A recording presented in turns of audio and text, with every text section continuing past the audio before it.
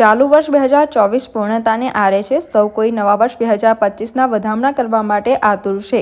જ્યારે શહેરની વિવિધ શાળાઓમાં એન્યુઅલ ફંક્શન સહિતના કાર્યક્રમોનું આયોજન કરવામાં આવી રહ્યું છે, ત્યારે વડોદરા શહેરના હરણી વારસિયા રિંગ રોડ ઉપર આવેલી ગુરુકુલ વિદ્યાલય ખાતે વર્ષ 2001થી વર્ષ 2015 સુધીમાં શાળામાં અભ્યાસ કરી ચૂકેલા શાળાના ભૂતપૂર્વ વિદ્યાર્થીઓ દ્વારા મુલાકાતનું આયોજન કરવામાં આવ્યું હતું, જેમાં હાલ વડોદરાના જ રહેવાસી અને સારી પોસ્ટ ઉપર નોકરી કરી રહ્યા હોય તેઓએ અન્ય વર્ગ મિત્રોને મદદ કરવાના હેતુસર રીકનેક્શનનું આયોજન કરવામાં આવ્યું હતું. આ કાર્યક્રમમાં ગુરુકુલ વિદ્યાલય ખાતે વર્ષ 2001થી વર્ષ 2015 સુધીમાં અભ્યાસ કરી ચૂકેલા શાળાના મોટી સંખ્યાના ભૂતપૂર્વ વિદ્યાર્થીઓ સમિત શાળાના આચાર્ય, સંચાલક ગણ અને શિક્ષણ ગણો ખાસ ઉપસ્થિત રહ્યા હતા.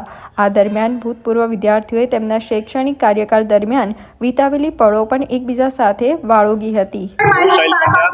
દિનેશ પંડ્યાનો સન આજે આ સ્કૂલમાં હું પોતે ભણ્યો છું અને આજે આ સ્કૂલમાં એડમિનિસ્ટ્રેશનમાં હું જોડાયો છું કે જે પપ્પાની જે એક સોશિયલ કોઝ હતું કે સમાજને શિક્ષણ પૂરું પાડવાનું અને સમાજ એક સારો સમાજ ઊભો કરવાનો, એમાં હું મારો શું ફાળો આપી શકું એમાં હું જોડાયો છું. અને આજે આટલા બધા સ્ટુડન્ટ્સ જે મારી પોતાની બેચના અને હું જન્મ્યો નહોતો એ પહેલાંની બેચના બધા આવ્યા છે, અને એટલું બધું સારું લાગે છે કે બધા આટલા વર્ષો પછી ભેગા થયા.